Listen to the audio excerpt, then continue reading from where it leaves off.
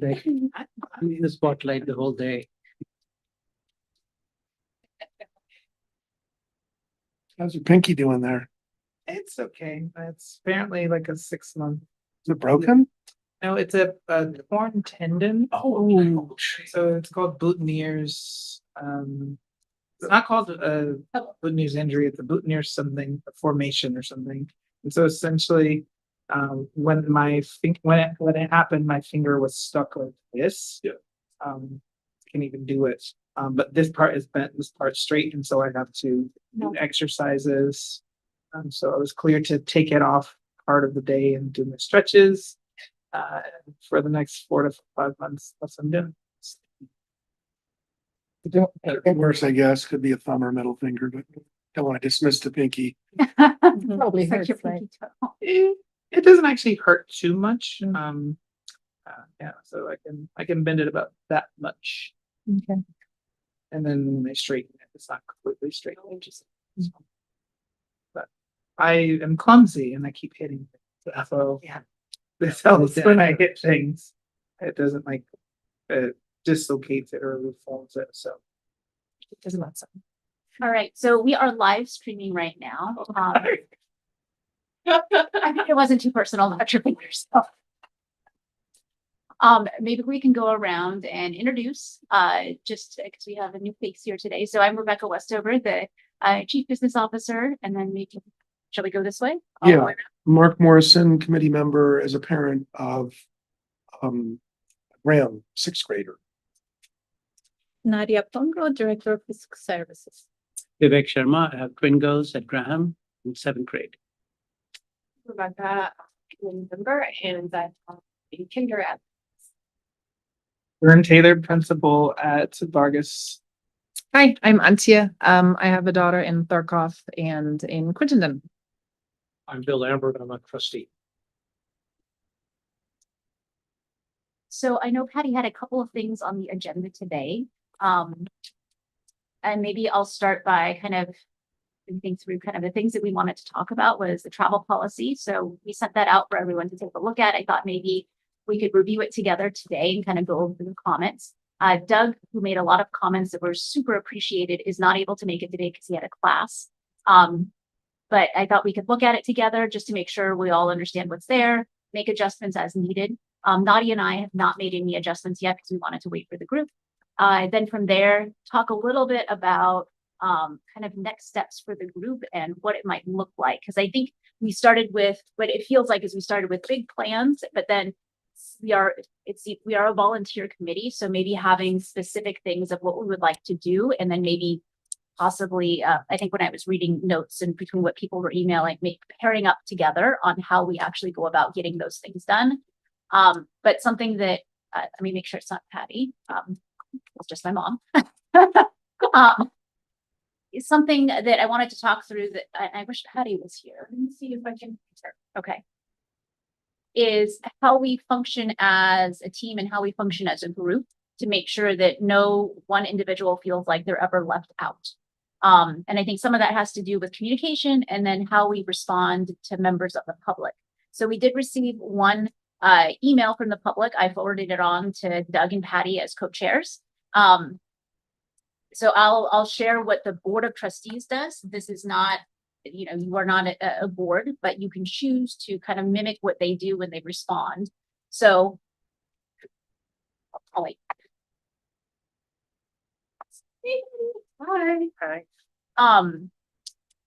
So we did a quick introduction around, and then I'll let you take over the meeting if you would like. Okay. I thought we would start. I said we would go over the travel policy together as a group so we can see all the comments. But then before we jumped into that, talking a little bit about norms for the group, mentioned that we want to make sure that everyone feels like they're part of the group. We started off with really big plans, but then we're a volunteer group. So how do we create things that we want to do? Maybe it's pairing up to do things, creating subcommittees, but actually having these plans in place. But before we went there, I wanted to explain how the board manages meeting with the public as well as answering comments that come in. So I said I would share what the board does, and the group can decide what they would like to do. I feel like it's important for the committee to be able to meet with members of the public because that's, you kind of are the liaison. And I know several of you have already started to hold like individual meetings with people. I think that's great. When it comes to responding to individuals, so typically it's for the board president always responds and will respond in their capacity as the board president. The board president or the co-chair would not respond to give an opinion based on the group unless the entire group had agreed to it. So for example, Patty wouldn't say, we all agreed that we are, or the committee agrees that we are going to something, right?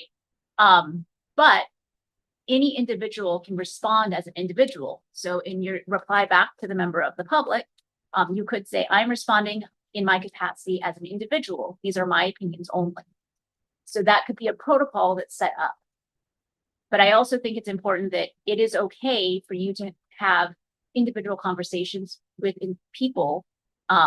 It's just how you represent that communication. Any thoughts? No, I think it's fair. I've had some communications with the board and, some of the times it's one person replies from the board and they clarify that it is my opinion and not the board's, and that's a very, I think it's fair. And I would think that if we meet one-on-one, then of course you have to express that. But if something comes to the email to you or to the committee as such, I think the chairs or co-chairs should respond to it as if there is something which has to be expressed from board as a whole. So how does a member of the public ask a question to the committee?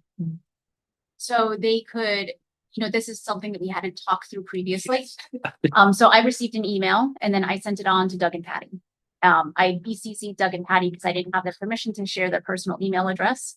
Doug responded in his personal capacity, and because the individual had Raymond White had questions about not wanting to use prevailing wage. So prevailing wage is the wage that we have to pay for all construction projects. I gave a general response and then Doug responded with a more detailed response about how it's law that we do it, and then went into details about how it actually protects workers and makes sure that there's a fair playing field. But yeah, one of the things I also noticed during the communication with the board members is if a person is responding to me, they also copy the whole board, all the board members on it. So I think that's a good practice if someone is responding to a query or a clarification, so that all board members are aware of the response and the question. Really quick question. So the policy you're talking about that's in place for the board, we should just adopt that same policy, correct? I think the Or- question I would have is everyone okay with the public having their email addresses? Because Is there an, can Yeah. we use an alias? so there's other ways we could do it. I think we could, give me any email you want. I think we should just use an alias. Yeah. Budget oversight committee, so it goes to any email comes in, goes to everybody. Not ask John, but not that I'm aware of, because I can set up an alias like budget advisory, but then it connects to one of the district emails, which would be mine, which could be yours. But I don't believe I would have to ask Ted. I don't know if I can send it to an external email okay. address. So two things. One, I think it theoretically sounds reasonable to have a BAC at, and then that feeds to everybody, but people can't necessarily respond back to that. So it comes in, if you respond back, it's going to show your email. That's just, I don't know, but we can ask John. Secondly would be, do we need to be receiving that? Can that come to the district and then to us? Or do we think that it's important for the community to be coming to the committee individuals directly? That's a question for this group. We could create a general case email, and then once it hits my box, I can forward it on to all of you. My proposal would be like an info at BAC, blah, blah, blah, but just an email that comes in, it comes to us, then leadership between superintendent, you and Doug decide how you want to distribute it. We should all see it, but I- then yeah. this would alleviate, I I think. think I think if you talk to a sysadmin guy, he can mask the email address. I'm sure he should be able to mask the email address. Get it to all of you, and then if you. Yeah, choose to even if we respond- reply, it will mask your email address. It's not a very difficult thing, So- but you should talk to your. Yeah, so I think there are plenty of technology solutions, Yeah, but I think the question that I have is still, how does the public ask for an opinion from the committee? Because they can go to each one of us and say, what do you think? What do you think? And then we can say, I think this, right? But then does that mean the public can never get a response from an opinion from the committee? Like, is that because we only respond to superintendent queries? Like, how does that, and we can only respond as individuals? So that's what the kind of the basis of my question. Like, how does the member of the public ask the committee for an opinion? I think my advice would be that if the committee gets questions or requests, the committee hear it together and then decide together that they're Yes. gonna take on that request, because I mean, we've gotten one, Yeah. which I can pull up and we can read out loud. Mhm. And that question was specifically directed toward this committee. Correct. yeah. But I think you want to be mindful of not allow, like, if you guys set what you're going to do, Yeah. that you give yourselves the ability to do that project before taking on more, unless there's something that you think rises to the level of, we're gonna put this to the side and take this on now. Okay. think one is that we should encourage people to reach out to us, because that will build a lot of some kind of relationship and involve the public. That's one. Second, I think that we don't have to respond to a question right away. We can say, hey, thank you. We're going to discuss among each other and we will get back to you. And I think the response, if it comes to the whole committee or someone, it should go through the co-chairs. That's what I would think. Unless I'm meeting someone outside, in a parent-teacher sitting, then I'm like, okay, then I can have a personal conversation. But if it comes as an email or query to the committee, we should discuss it. On email exchange, we can discuss. We don't Yeah. Meet for it. I like that. The co-chair should respond to that. In fact, I like that. And I think kind of like merging the two ideas here, I think it's, we have some goals that we want to achieve by the end of this academic year, right? Like we want to have we talked about our goals from in the last meeting, which was something about responding to making recommendations around the proposed budget, and making recommendations on 2 special topics, right? And so if we get inquiries coming in from any of members of the public and coming to any of us on the committee, then we can make a discussion as a group of like, hey, does this become one of the priorities for this year for the committee? And if not, then it's like, okay, let's assign this to one person to respond to. And then, does that make sense? Yeah, I think my one worry or wonder is when we encourage community to email and right now we have one, but I can see that we get 20 emails and our meeting then becomes, how do we respond to these 20 different inquiries? And does that become the priority, or does the work become the priority? And I know it doesn't feel like a lot of things, but as a principal who gets these sort of emails about things that I really like, they're just very esoteric questions that I don't know that I'm the person that really needs to, and I think that's the piece of like, we're a volunteer organization or a group, and taking on added work that may be out of the purview of the group, but then losing trust. And like, I think that's the balance of, you're not responding to us. What use are you to us? If we have just like thinking that sort of, what are the boundaries that we set so that we can do manageable work, and not become another sounding board or another venting board for people to say, you didn't do this correctly. Like this question that you asked doesn't sound like something that really the committee would take on, just from the gist of what it was. It seems like there's a legal requirement that we have to do. And Doug was able to answer that, but I don't know that us discussing it or us in our individual capacity would actually be. So that's the interesting piece, and then we could probably close this out. Yeah. It sounds like we're adopting, moving forward, the committee will welcome inbound public communications and inquiries for review and response by the committee. So you've just kind of, I think, bookended the end. An individual like Patty or Doug won't respond without the group seeing everything, talking about everything, agreeing on what the response will be, and then that would be a response on behalf of the group. Is that correct? I actually took it the other way, which is that anybody can respond to any inquiry and respond on a and provide a personal opinion, because and we're not really saying like you can't do that. But if the inquiry is no, I don't want Mark, I don't want your opinion. I want the opinion of the committee. That's not what I'm saying. No, what I'm saying, and actually what you just said, just put it all back in ambiguity for me. I would propose that we don't do that.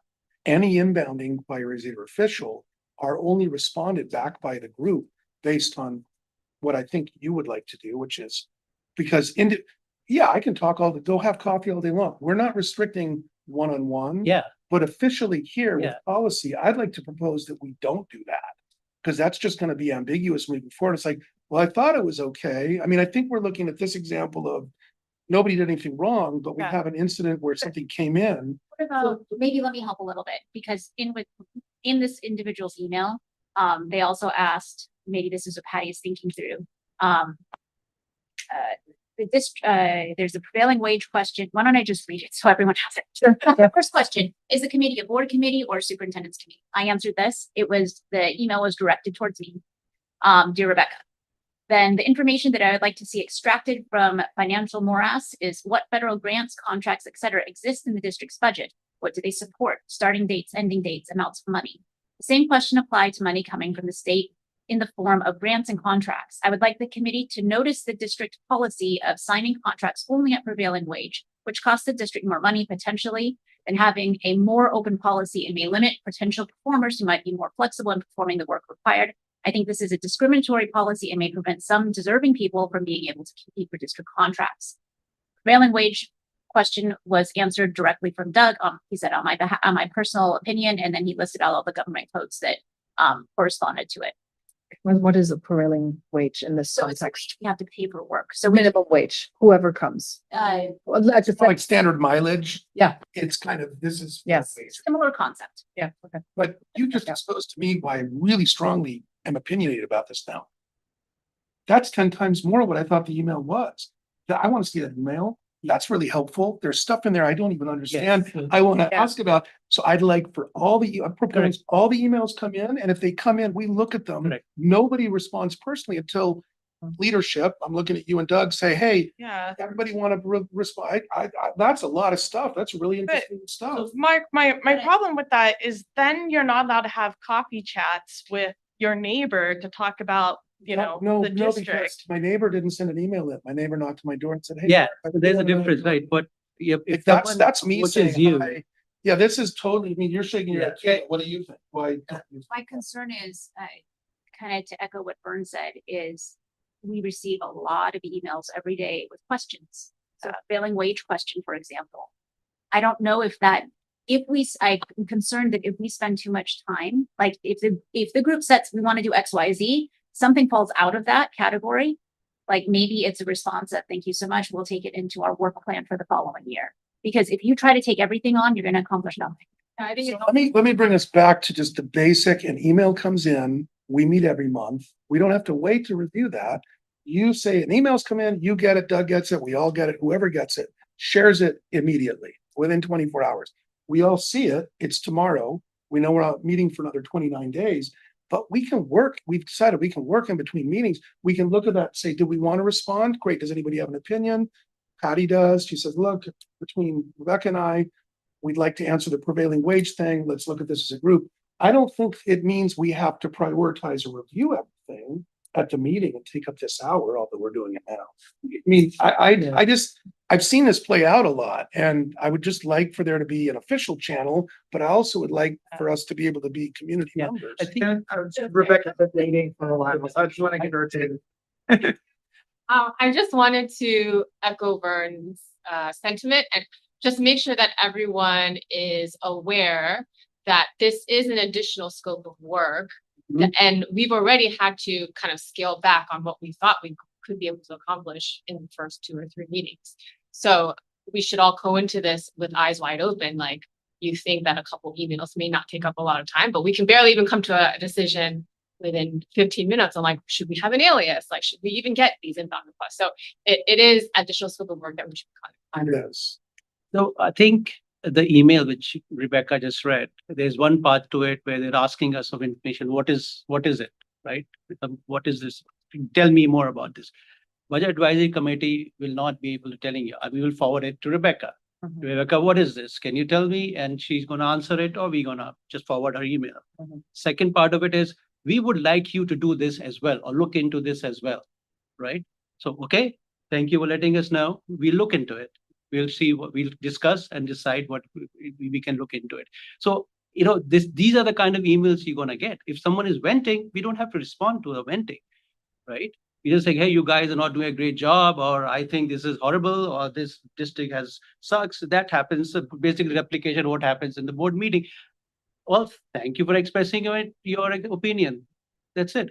So I think that the one most kind of thing which will come out is, what is this? Tell me, we need to know more about this. Okay, we got it.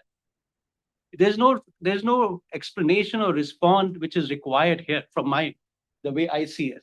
Right? One is information seeking peer advisory committee. We're not going to give you this information. We just going to forward it to the district and say, hey. Well, and to validate that, Vic, we're all here because we're trying to help bridge an improvement of dialogue and communication and transparency on one side of this effort.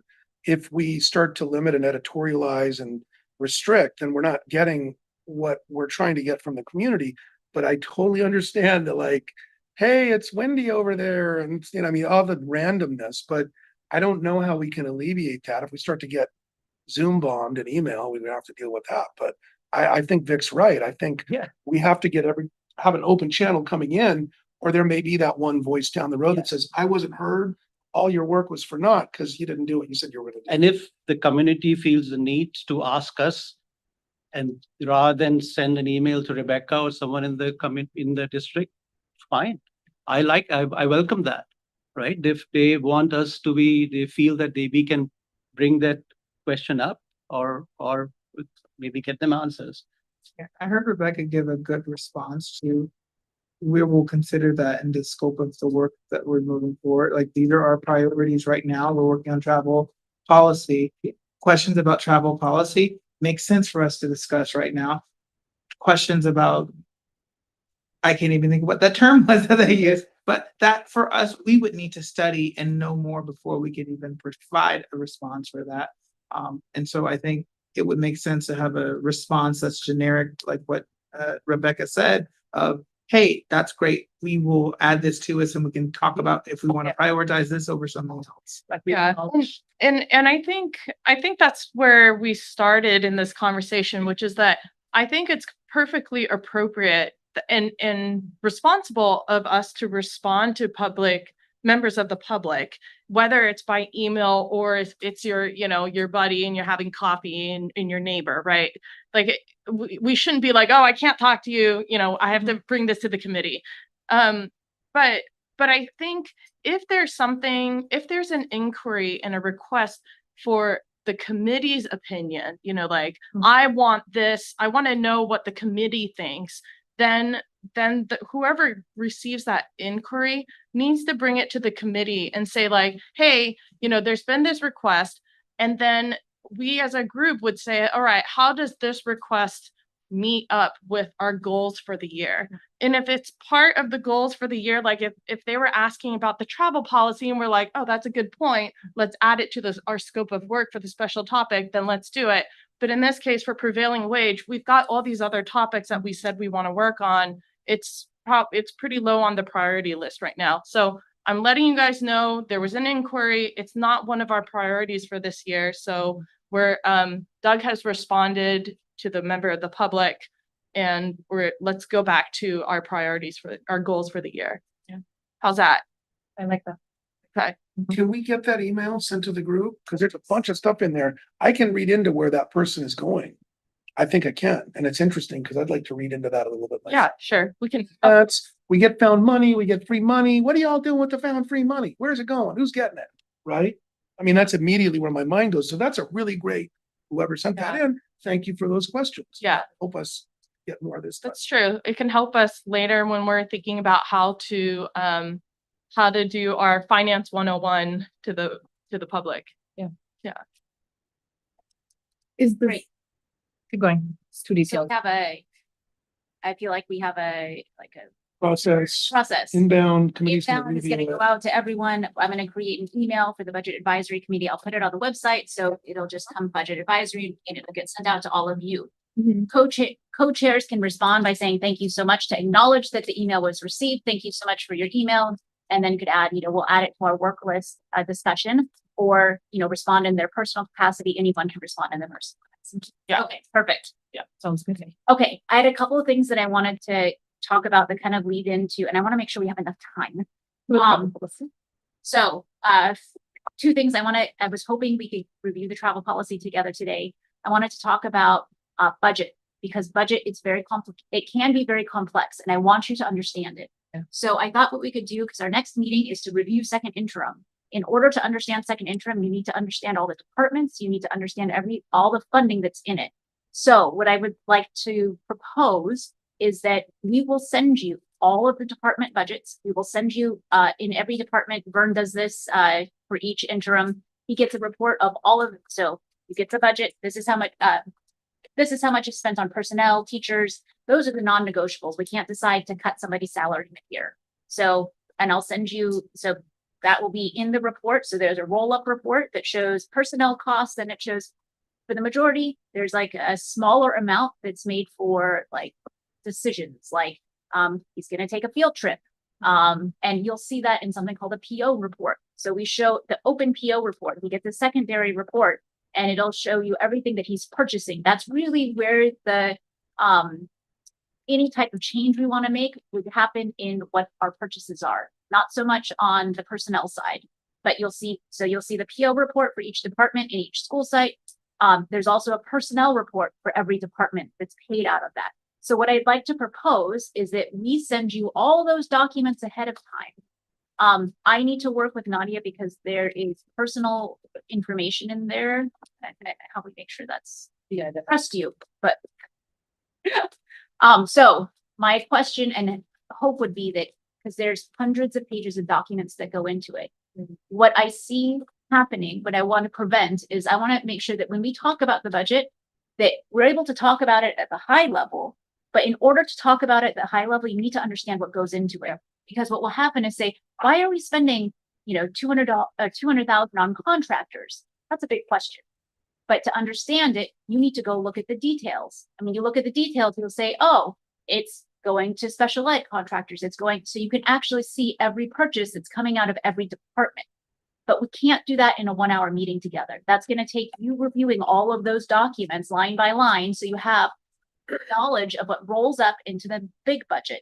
And that's what the board sees. So, and you have access to all this stuff if you want at any time. So that's what I'd like to propose for second interim. We will provide you everything that we review with every department. We meet with every department and every school site and say, let's talk about your line items together. What are we closing? Where are we seeing overages? And that's what Nadia is doing during each interim of like, oh, they're not utilizing this, but they need the money over here, so we're going to move it. Or they didn't use it, so we're going to close it and we're going to reallocate somewhere here. So that's exactly what's going on. But in order to talk about second interim at the high level, I'm going to send those ahead of time. Is that okay for the group? Okay, perfect. And the next one is March 5, right? As it's on the website. Oh, okay, never mind. If the dates on the website are Yes. up, then that's it. And I think that will be helpful because I know we had talked about having the committee go out and talk to the public. Yeah. But I want you to understand what goes into it, because you can't speak like with seal if you don't know those pieces. Yeah. So you'll see almost every line. I think in general, it's helpful for the committee if we can read something and think about it and respond to it. And then when we come to the meeting, we can discuss it instead of like reading and thinking about it and discussing at the same time. Yes. Okay. Yeah. So that's the plan for second interim, because I want to give you guys time to digest. know that for second interim, like we fly. So I know ideally you'll say, I want that 2 weeks in advance. Well, We'll be meeting. we're by the seat of our pants. Yeah. Make that deadline because we need to make sure that the information is current. So you might get the information to you maybe 4 days in advance, and that's literally as far in advance as we have it. Oftentimes, we're running the reports right before we have the meeting with the departments. So All right. are you sending, so the materials that you're sending in advance, what, are those just the buckets and the categories? So what you're going to see is the department budget. It's going to be broken down by programs, Yes. by categories. So for example, it's spending on personnel, it's spending on contracted services, it's spending on supplies, books and supplies. Then, so that's and we're not even going to give you all the detail. So that you'll see the roll-up report. Then you can say, oh, what did they spend on supplies? There's a PO report. You can see PO and it'll say Amazon. Mhm. Now, they'll say PO and then it'll tell you what that is for with a description. I'm not going to give you the level of detail of what every Amazon purchase was. If you want it, we'll No. do it for you. But that's going to create thousands and thousands of pages. Yeah. So you're going to get, it was an Amazon, it was an Office Depot, it was so you can see where it was purchased. But if you have questions, just ask. But you're breaking it down by school site? School site and department. Okay. Then you'll also receive a report of people, all the people that are in that department or all the people that are at the school site. So you can see where the people live. What's the example of a department? Ed services. It is our big one. Special ed, say, Special ed. department of the technology or the superintendent or the business Yes. department.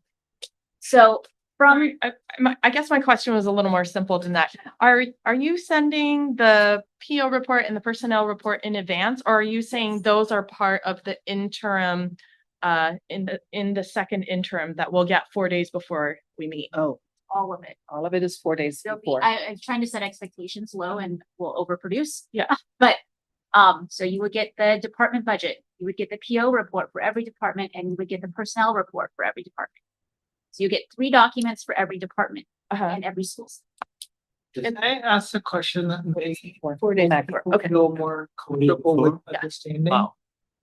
So that they can get familiar with what the reports look like? Is it possible Yeah. to last times I think that would- report so that they can actually see and like go through and have questions about Yes. just how it looks? Sure. And then we'll get the 4 days before with the actual what we're doing now. We can even hold like a little office hours. I like that. And then if you want to, like, we can do it on Zoom. If you want to listen, we can kind of walk you through how to read it. Yeah.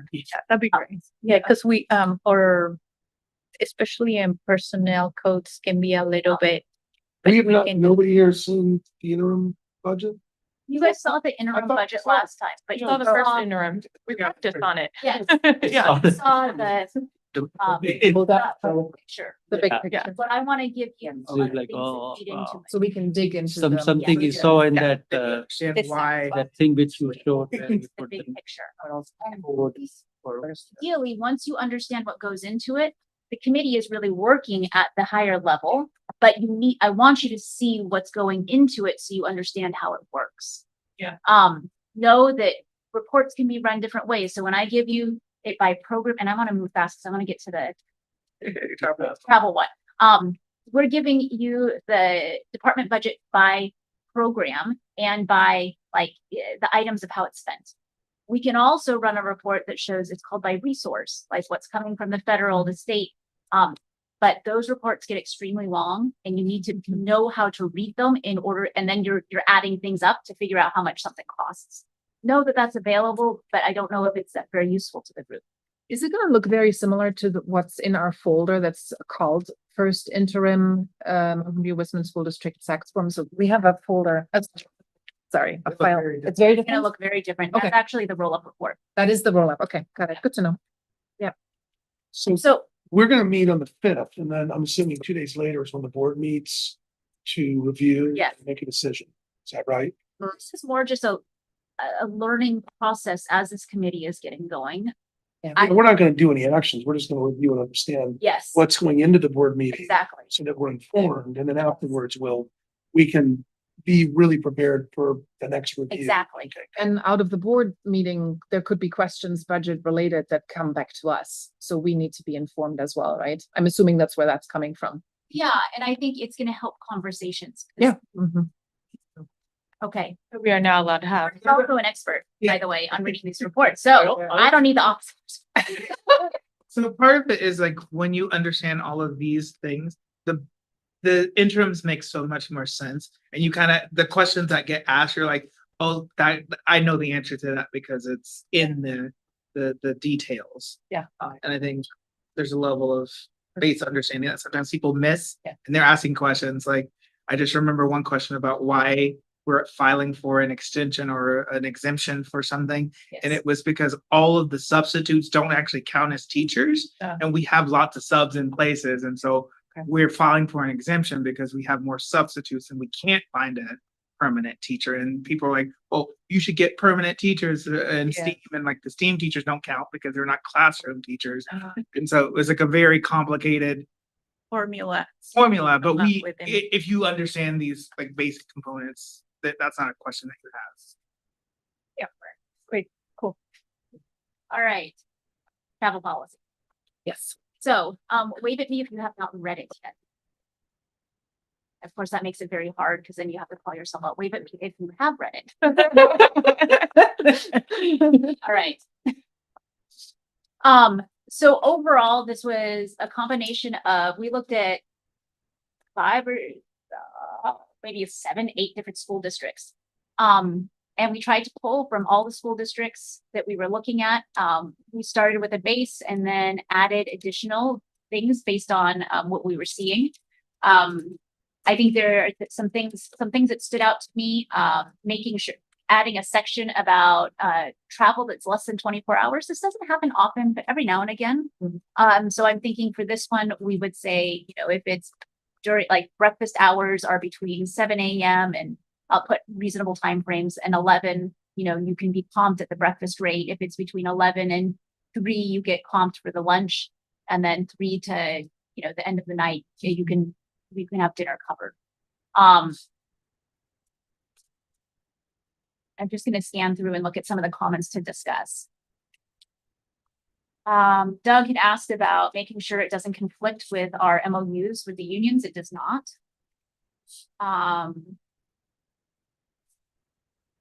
The one thing that we wanted to make sure is that it was tied to district responsibilities. So it has to be something that benefits the district, which is a given, but we wanted to have it down there in writing. Yes. Yeah, what I didn't see in the. Oh, are you further down already? Yeah, you're further down. Oh, okay. What I didn't see was that we're requiring travel approval a certain amount of days prior to travel. Because we're requiring them the board to review them if they're superintendent travel, for example, or out of state travel, then do we need to build that into the writing? So right now it says that it has to have prior approval. So the Yeah. superintendent would get prior approval from the board. But the board meetings happen every month. Can we? Twice a month. So in order to get, I don't know if we need to put a timeline on it, because if they don't get approval, they can't go. Well, yes, I wanted to set the expectation that it needs to be submitted within X days before travel. Because there's later down, there's also something that says you can't book before you've received your approval, and sort of early on in the policy saying you need to at least 60 days or whatever, 30 days for in-state travel, you need to submit this question before anything else happens. You need to submit. There was just, that's how it's. So one piece where I'm hesitant, I understand that, I think by saying that you have to have approval before you book anything protects the district. Yeah, it does. The reason you're hearing hesitation on my part is because we have teachers that go, like they drive to a conference, and sometimes, like, for whatever reason it is, they don't realize that it's happening, and they can go on a weekend and we'll get a week before, they would get a request, like, can I go to Lucy Calkins, whatever it is. And the way this policy is written is that the superintendent requests permission from the board for everything. Teachers and everyone else is requesting permission from the superintendent. So if they wanted to go to that Lucy Calkins seminar, hypothetically, if they ask 3 or 4 days beforehand, the principal says yes, the superintendent says yes, they can still go and they drive on that weekend to go. But I keep that flexibility. Yeah, I get it. Okay, no, that's helpful to know. okay. And there is it seems like there's from what I read, there's a cost in there that kind of limits something that would be extravagant, Yeah, right? Yeah, and so I think that's what we're really concerned Yes. about. We're not concerned about the teacher going to Lucy Calkin. No. I was just worried about putting the timeline on Yeah. there because it would stop the teachers from doing that. I'm saying like Makes sense. Yes. first. In the process that we're talking about, everybody has to get approval from the superintendent. Correct. Does that put the onus of liability on the individual or I mean, when I So look at that, it's kind of interesting because that's maybe a lot, maybe, I don't know how many requests. It's everything out of county is superintendent, right? Yes. In county, it's principal approval only. According to, Wait, what's principal? so if it's County. anything within the county, Yeah. for like just a conference, a 1-day workshop or whatever, then the principal can approve it and it is approved. Oh. If it's outside of the county or Okay. outside state, yeah. Is it not? Am I making that up? I remember reading that. As you can tell from my questions of looking at this, I'm more concerned of why you've got all the detail and all the hard lifting. I'm also interested in making sure it's very clear to everybody in front what the expectation is and what the role and responsibility of the district is. I think we would look at this policy together. And then we've already started a document because it says that you have to get prior approval with the costs associated. So there's a worksheet. So this would be the policy. Yep. And then we have like a worksheet for someone to fill out. I'm going here. This is the average. This is the cost. So it will say estimated cost, and then there'll be another column that says actual costs. And this is an extra layer, but I think individuals don't travel that often. So, and I think it would make it easier for example, for the board, if they're approving superintendent travel, they're going to get a worksheet that says, like, this is the total expected cost. So they know what they're approving. Vern, I can see you thinking. Oh, no, I think that's great. I mean, it's similar to with the worksheet part isn't there, but in terms of reimbursement and things, and kind of have a sense Like of that already. Reimbursement. Right, yeah, it's like, what you're Yes. planning for the travel that you're going to take. And what we've operated under is, this is the expectation of what you like. We know we get X amount of dollars for breakfast, X amount of dollars. And so this is the actual Yes. full budget in advance. So it makes sense to me. One thing that I did want to point out that is different is different policies handle meal reimbursement different. So it'll scroll down here. I had a discussion with a couple of CBOs, 2 CPAs on what is the best way to go about this. Because we also, I think, as we're creating these new policies, we don't want to kill people with paperwork. Yeah. We have a lot of paperwork already. So the idea is that we would have a per diem. So if you were at the conference for a day, and then Doug added this example in which he said, which is easier to follow. So the idea is, right now we're collecting receipts and we're saying, okay, you have a maximum of this much you can spend a day. Because before we were saying you could spend, he was like, $10 on breakfast, 15. Yeah, there's like 10, 20, and 25 or something. And it's depending on where you go, it was really hard because if you're at a conference, like you go to Starbucks and like you got a coffee and like a half a bagel and it's $15. Yeah. So we're like, how do we make this easier to administer and easier on the employee? So this idea of a per diem rate, wherever you go. So if you go to Santa Cruz, your total meal and incidental cost, this is what you get. So Vern, you're going to go to Santa Cruz. You got $69. Spend it however you want. Do not give me your receipts. We'll make you sign something that says you're using this for meal costs and all of that. In speaking with the CPA, Doug, having a clawback provision makes it so we don't have to make it taxable income for you. Yeah. But however you want to spend that, this is what we think you're going to spend. If you spend more, it's out of your pocket. If you spend less, you get to take home $5. But this is based off of the GSA. So entities have 2 options. You can do actual meal reimbursement or you can use the GSA rates. The 2 CPAs I spoke with, this is much cleaner because we're not getting receipts. Yeah. And this is just the set cost. Yeah. And I think it solves the problem when we had principals that would go in a group to a restaurant.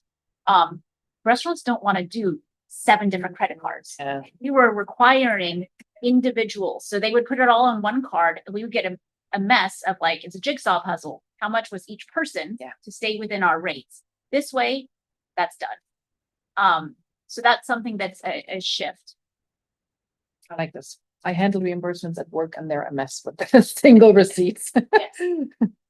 We also kind of specified travel expenses, air transportation. There was a comment about 1 checked bag, making sure that like Southwest, you get 1 free checked bag. So we'll add a comment here about if the ticket includes 1 checked bag, that's all you get. Trying to be pretty explicit in what we put in here. Car rental, standard rental of compact. And of course, this would all be in that worksheet. So if somebody's filling out the worksheet and they have a question, oh, what kind of car can I rent? They can go here and say, oh, it's a standard car. Personal automobile transportation. Questions as we're going? Yeah, one question Yep. regarding the ride sharing. It's only mentioned briefly in the under the car. I forgot to make a note where exactly. But I've just been on a trip and are wildly different in pricing. And we tried to be smart and have several people in one car, which then made the whole reimbursement part nightmare. But do you want to set like a limit for that? Because you can technically get like an Uber X for 6 people and have like your whole family come, and it gets like ride shares from the airport to here have a surcharge. So I don't know where to go with that. It's gonna be. What if I add a section just on share that you use? I don't want to specify just Uber because there's Lyft, and then of course something else is going to increase. Yeah, Transportation is where we usually see, so road transport, I mean, air transportation.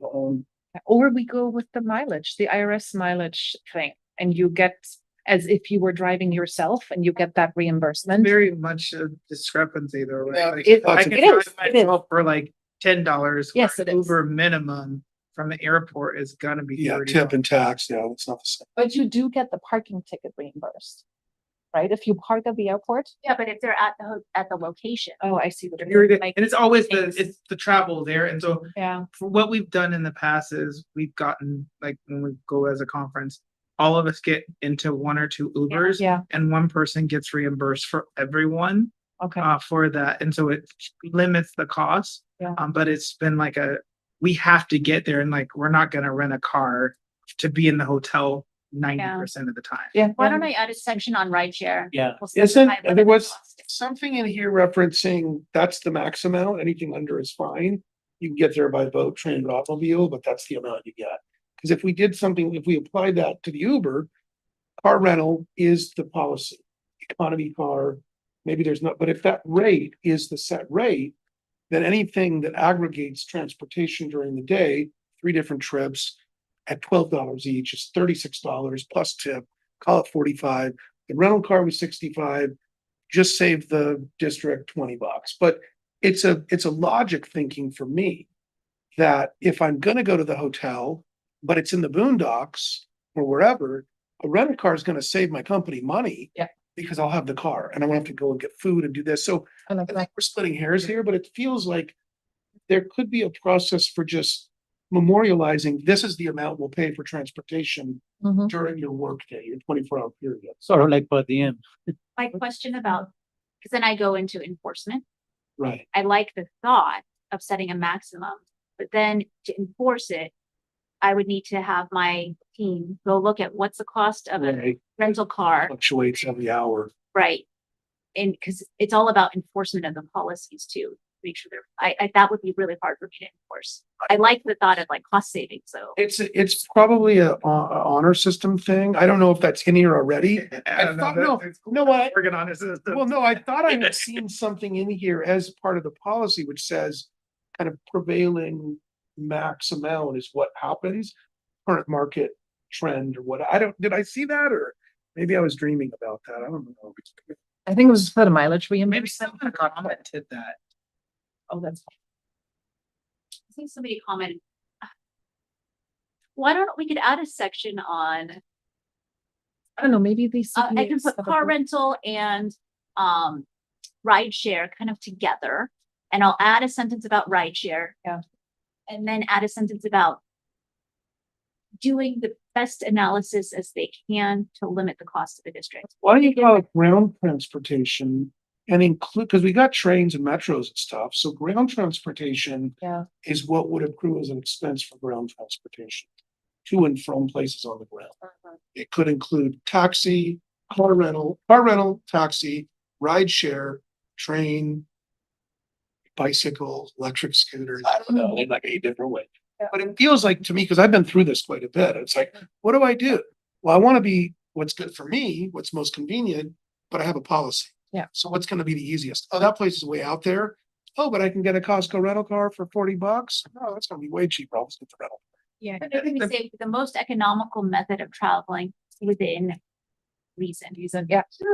We don't want somebody, I can't think of a circumstance, there always ones come up, like it's most economical to take an electric scooter, but going 10 miles in the rain on an electric scooter doesn't make sense. So I could see a situation where you're going to Southern California from the Bay Area, and the question is, do you fly or do you drive? Yeah. Right? Like those are very common things that I feel like should be covered in the policy on how do we think about it. So Mark, to your point earlier about like, instead of setting like dollar caps, we should be thinking about like, what's the policy? How do we want people to think about this? Right. Yeah. Well, I thought we had that in there, didn't we, from the mileage? I'm pretty sure there was verbiage in there about if you're gonna drive to the destination and it's, yes, there's Yeah, then you Yeah. have the, have it that in there. Okay. but I think, Right. Patty, you're right. I think it needs to be, when I say honor system, not facetiously, like really. Like there are people who are gonna take trips and they're gonna be professional about documenting and expensing. If not, well, the second time they try and do that, they're not gonna be able to do it, right? So here we go, for Like we're gonna, long distance travel, reimbursement will be for actual round trip mileage or the baseline 2-week advanced airfare plus ground transportation costs. Because it goes back to what if somebody chooses to drive to Southern California? We're not gonna pay extra for the gas and the, Yeah. you could have taken a flight. How frequently are people renting cars when they go on these trips? Seemingly infrequently. That's what I thought, because I mean, I can't think of a time when someone's rented a car.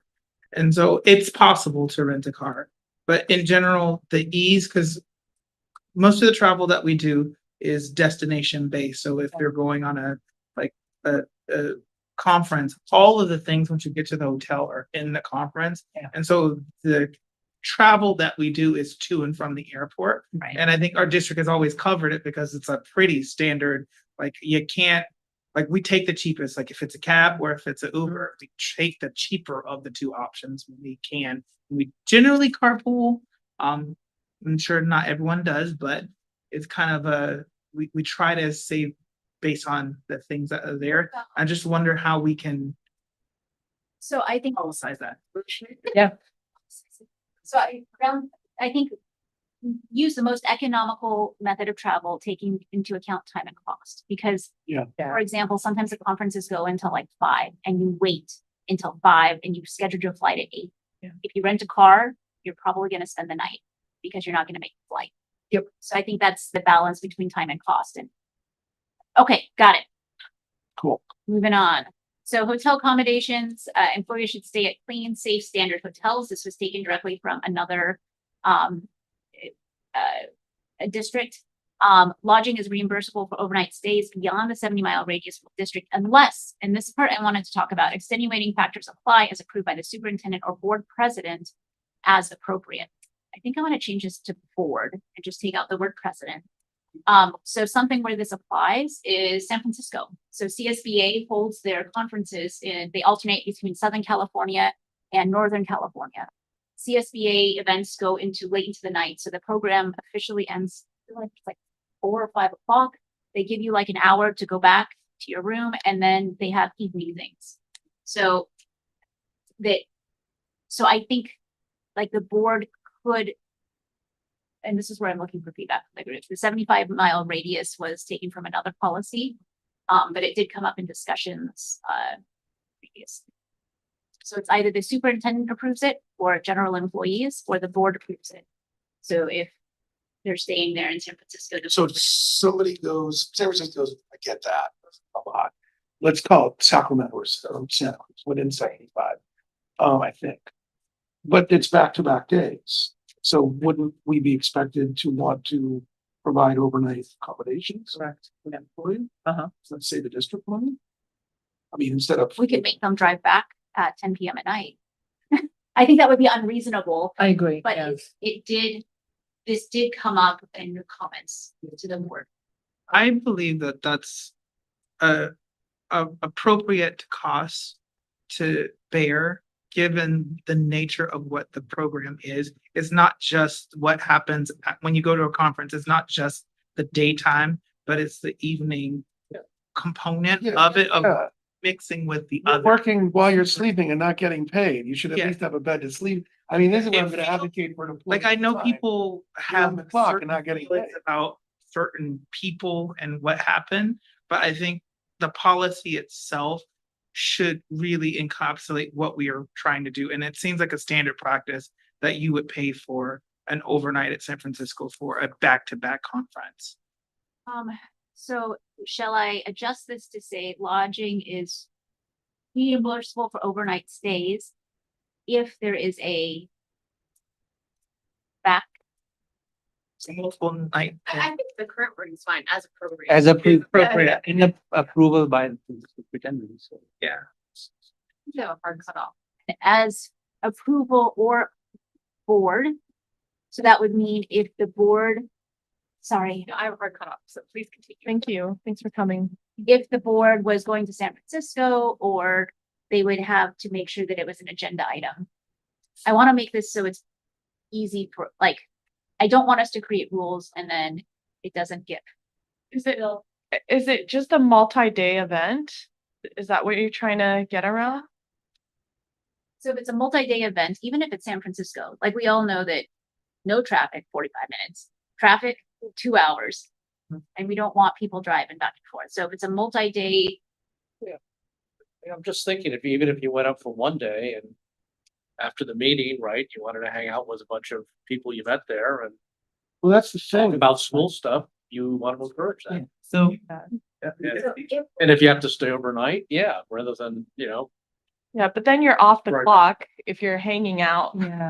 you know? But I'm sort of loose about that, because I Yeah. think it's a networking experience. That's what you're supposed to be. yeah, You're supposed to be meeting people, not just at the conference, but sort of, So are you getting I'm those? loose about that. I guess like, But I'm- are you paying for dinner for that person? you would pay for dinner anyway because the conference goes. I think it's up to part of the 6. business. I think Okay. it's part of the professional development. Okay. But Yeah, I don't know. I'm a little bit more conservative. I would say if it's a multi-day event, then we would pay for it. But if it's Sure. if it ends at 5 PM, we'll pay for your dinner, but go home. If you want to stay and hang out with people, that's on your own time. I think this is perfect, the way it is now. It works for both sides. Because honestly, like, there's a lot of extenuating fine. circumstances. Yeah. Where somebody may come to Dr. Skelly or whoever for the approval, just follow up, and say, look, I've got this thing at Moscone, but I need to meet with these guys for dinner, they're paying, I need to be up at 8 AM, thing. So I mean, that's just, I think everybody here has done this, but it's crazy. I want a bed to sleep in. Come back all the time. Yeah. So, if we are assuming that this is benefiting the district, the school, we should be very aware of that. If we have said, okay, this is going to benefit the district or the school, the professional development, then I think we should make it easier for the people who are attending the conference rather than have them jet back and go back, and also make them more wanting to do these professional development programs. It's going to benefit the district. So for keeping that in mind, I agree with you. We should make it hang out. And if it is approved by superintendent or the board, it's okay. But the more for what I want to have included in that, when you come back, how do you evaluate that this 10 people going to these conferences has been fruitful for the district? So that's the thing which as a community member, 10 people went there, what did they gain? Right? That's the question which will happen, which will come up, I'm sure. So that's, I want to know how is that done, or is that if someone goes to a conference, it's great. We sat into 10 sessions or workshops, some sort of, um, I wouldn't say measurement, Yeah. but some kind of a sense of like, how is that fruitful to the district? And is there, how we can see it in, 3 or 4 years, right? We have been in conferences for 10 years. How has that helped? If it's a teachers conference or it was an administrative conference, how is that, how is it staff or the teachers benefited from it in a space of time? Otherwise you can, that's Yeah. what with my concern. I'm less concerned. Travel policy is great, but there is also what's the consequence of it? Yeah, so I mean, certain board members in the past have written reports when they go to various meetings. And talk briefly about them in the very last section. I think on the agenda tomorrow night, there's a section we're gonna talk about, what we did at the CSBA meeting. I've also worked for companies where, hey, you went to a technical conference and, you sort of wrote a little book report at the end, right? And distributed it around, just, that was sort of the price of going. Yeah, we've done that. So question, for the group. Employees are approved by the superintendent. Superintendent is approved by the board. Who would approve the board? Is that a concern that we would have? Because I know that that came up in community comments that or the board president did something and who approves that? And so I just want to know, do we have a process for that? Is the board approving the board an acceptable thing? It is done in a public setting, so it seems like it would be awareness, but I wanted to know, do we have thoughts on that, or do we want to put something in place so that people feel like there is a fail safe or check? I in think place? these are going to be done in public, like a consent agenda at least, right? And I think the board approves the board, right? So the board would need to fill out the estimate for every time they travel. Cause I don't think they would. I mean, I think they do. so employees are gonna fill out that request to travel, so the board member would fill out the request to travel. Yeah. And then that would go on the agenda. Yeah. Okay.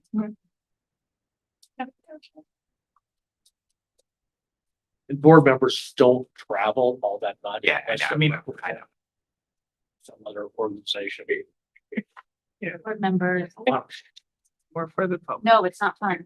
It's for the public, yeah. Okay, so time check, we are, it's 5, whatever that is, 2022, thank you. So I think in the original thought, so that way back last year in December, we said we would do a recommendation on, we would write a recommendation on the travel policy. And so at this point, I think we have a draft. We've made comments on this draft travel policy. And I think what we should do as a committee is just to say, hey, are we comfortable with where this travel policy is? Yes or no? Do we recommend moving forward? And then I think we've fulfilled our special topic number 1. Yeah. The only suggestion I'd have to add to that is at the very beginning and just sort of emphasize sort of an objective, as in other words, that we want to encourage all professionals in the district, basically to meet new people, learn new things, whatever it is, professional development. And the objective here is to not make this a burden to travel, but just to set some sort of guardrails. So and we'll change it as we learn, right? Because we want to make it easy. We really want to encourage. And I think more now so than ever that, because I see teachers, I'd like to see teachers go to AI conferences and things like that. There's so many interesting things. I want them to get out there. They're young, they're ambitious, they're interesting. I really want them, interacting with people. We want to sort of be a learning organization, not just for the kids, right, but for the adults too. Piggyback what you're going through is if the group feels like we're comfortable with this travel policy, how would we feel about the co-chairs authoring a letter that so at the next board meeting, I'd like to take the travel policy to the board for review, and then the co-chairs could write a letter together saying that it's been reviewed by the Budget Advisory Committee, that they support the travel policy to include with the agenda item. Mhm. So one thing that I think is important, Oh, sorry, we can co-present? That'd be great. Great. I'll send you a date. No, we Yeah. have to face it. but what I that's a think good is idea. important is to make sure, as you said, the recommendation is policy seems good, let's finish it up and execute on that. But it's the transparency and the understanding that I Yeah. think you were alluding to. Yeah. It could just be in the recommendation from you and Doug. It says, this is great, but we also want to ensure it's a transparent two-way policy. And, all of my little details in email, we don't need to put in the letter. But it's important. If you're an employee and you start working somewhere, you don't know what the expectation is. And then you're waiting for an expense check to pay the bill. If it doesn't come, you're like, what happened? You didn't cross the Ts and dot the Is. So that's the piece that I think is important from us to recommend. And we've already gotten some feedback from the sites, that some of the policies we put in place a couple of months ago were pretty burdensome. They were. And so we are gonna have to revisit those, but it's learning, I right? will say that, as someone who has traveled, it's pretty clear what the expectations are when you travel as before you travel. So I know that that's a concern that you had, but I think before you go, it's like you need to get reimbursed. This is a process. It's pretty clear as an employee how you get reimbursed. I think the biggest area for transparency here is probably the superintendent's travel. Yeah. And then board travel. So what staff will be following is very similar to what they were doing before. And by the way, just so you know, I'm sorry to Yeah, it's take your time. follow up with this. But it's good to know that oftentimes in the superintendent's contract for the year, there is a paragraph of negotiation about travel. So the superintendent wants to travel here, here, here, without any approval, if that's how it was done in the past, or we give them just blanket authorization. So this is one of the reasons we've got the situation we have. And I think need to be fine tuned when we negotiate, the contracts. That is not uncommon. That's actually Yeah. very. I have two short questions at the end that I wrote down, which I didn't see in the policy, and I wanted to just bring up briefly. What about international cell phone charges? We may have, it's probably not going to come up often, but we may have someone who is on vacation, and you just said they can within a couple of days request going to a conference, maybe during their vacation. Would they be able to get cell phone charges reimbursed? Like, for example, T-Mobile had a $10 a day type thing, so you could use data and work on your computer. Do you want to, or we can also just decide we're taking it completely out. We're being explicit. That's not possible. Someone on staff would be able to have that done. Okay. So you So don't there's think it's- no Never seen teacher that. or principal that would be able to have those strategies. So if you're working and staying at a hotel and you need to pay for internet access, is that in there? Like additional ancillary charges for that? 'Cause Yeah, all we don't hotel find- charges other than Wi-Fi required for Wi-Fi is the last point, the last page. Is We're out of time. It's an interesting question. I mean, well, if it doesn't come up, I mean, it's one of those things like scope of what we would do. Yeah. Like I've traveled international once for the Work. district in the 17 years I've been, and that was a rare occasion. We went to the Philippines last year to hire teachers, but that's the only time I think we've ever done any international travel for the district. That's a really good question. So like when I travel, sometimes I would buy Southwest Internet for $8 and I would work the whole flight. I I've do done that too. Communications segment And they're or section, like communicating during work with. I think we could create something on that worksheet that people fill out. I mean, this is not intended to pigeonhole and force like teachers or principals to pay for their internet at the hotel. Let me ask a few CBOs how they manage it, but maybe it's just on that worksheet that they fill out.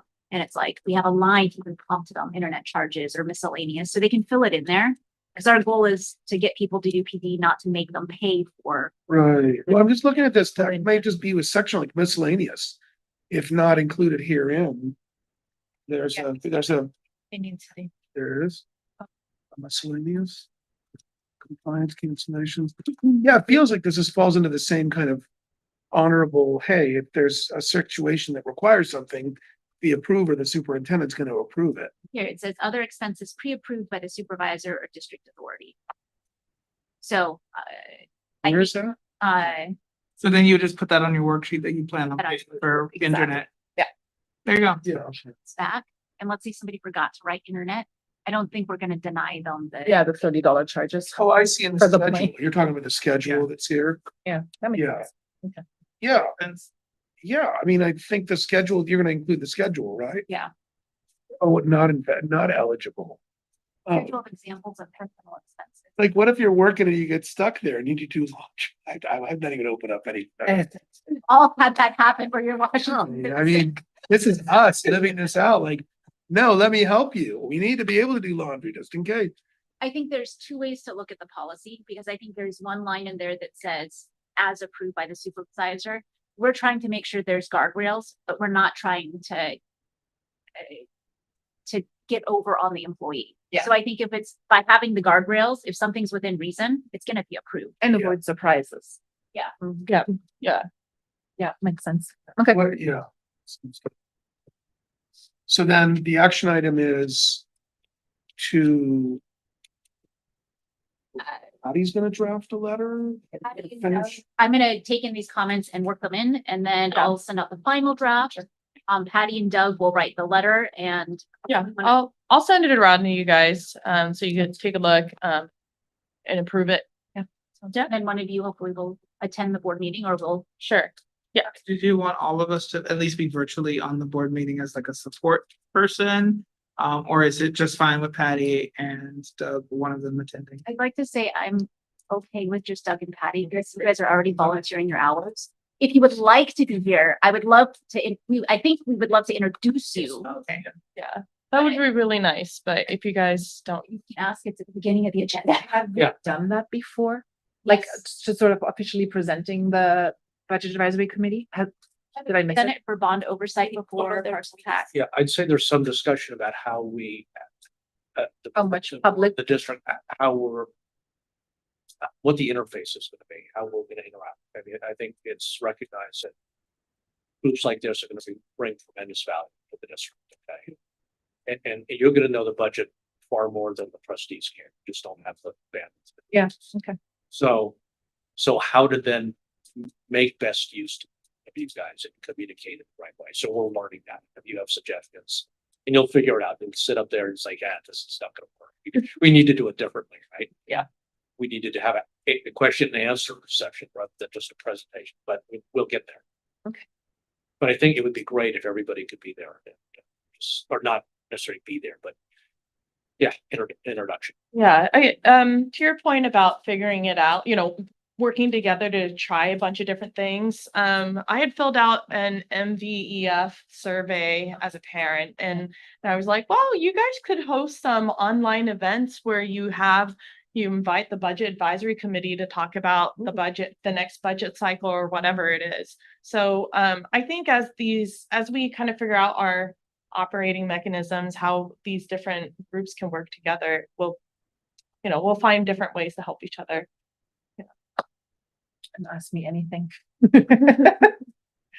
Okay, great. Thank you, everybody, for coming. I think we'll look for agenda meeting notes from Mark. I think we said within 48 hours if everybody could contribute, and then The share the link to last time was a little, Vic, let's address your email about your proposal. Yes, yeah. Next time. So, yeah, But okay, If that's okay, because I don't want to ignore that. I have something important to say about that. because I think that it's an important thing about figuring out how to give the community some vision into easy to digest, easy to see what district is doing.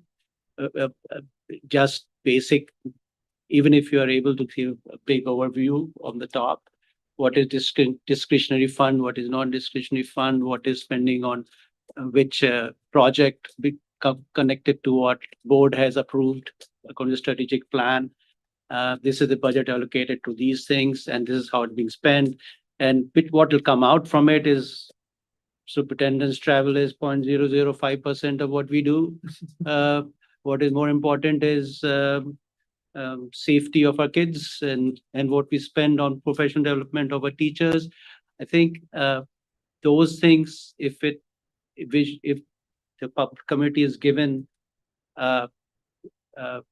clarity in, it'll be a big thing, I feel, for all of us to move on from whatever we've gone through. I personally, I believe, I've shared with Rebecca that most of the people are district and the board are good people, if not all. We are all working towards getting stuff done for our kids. But the whatever has gone, we just need to give a little more transparency and figure out a way to do it, whether it is through very easy, some off the rack product which exists and you just put it out in front of people. I think that's I think that'll be great.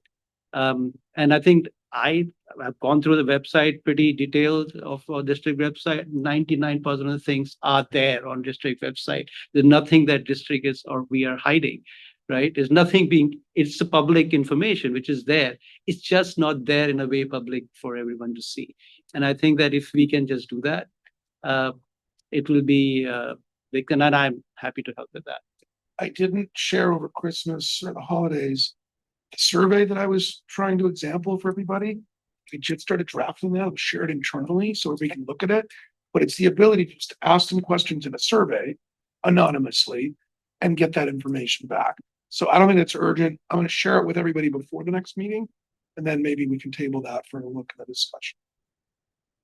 Sorry, I ran with Vivek's idea a little bit. I looked into, I know we all want to go, 3 or 4 different ways to get it out there, because Vivek is correct. Like, all of our stuff is on the website. It's just not in the way that the public can digest. Right. So I actually had ClearGov, OpenGov, Forecast 5, different things that take our SACS documents in and then output things that are more digestible, like puts it in graphs. You can say, I want it over the last 6 years. I want to compare this to this. So there is something we can purchase.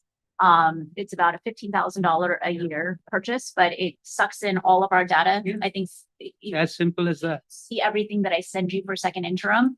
You'll see like, oh, this is why it takes a lot to create these roll-ups, but this is a program that sucks everything in, and then we can push out like graphs for Exactly. Nice. Yeah, graphs and pies and stuff like that, where people can just scroll through and see. And it is updated as you reallocate budget and stuff like that. Now, questions might be that, oh, how did that change? That questions are fine. You can just answer those questions. I think that will just transcend us whatever we're going through as district, and then talk about things that really matter. Solar, whatever, and good things to help our kids. Great idea. All right, next meeting. Are we excited? Yeah. Yeah, There's so much good stuff. I love looking at numbers. 4 days, huh? We'll try to get them earlier for sure. And we're gonna send first interim an example, so you can learn to read. Yes, it. That'll be that'll be great. helpful. I love And then, we're setting the bar low. We will likely deliver above 4 days, but I don't want to cause Nadia to, because, yeah. Stay up at night. But I like the idea of office hours, like just have one little session of I'm like, gonna say Doug ask should me. give us a lesson. Doug would be able to digest everything, Doug and could, we could just internally just have Doug give us. Doug would take you but- down like, But the rabbit hole thing with him is he's everything probably you very wanna know. busy with the tax and everything season, so. Yeah. is it anywhere as what our fund oversight committee reports look like? Yeah, okay. you know, that stuff. Yeah, I was, yeah. I just noticed, are those for the upcoming lunar celebration, the snake earrings? No. Oh, it's the year of the snake? I mean, that's like really, you gotta go with that. Oh my God, you're so right. No, I did not. Yeah, the year of the But snake. now it's the you year of can the wear snake. it the entire year. I will. Now I will.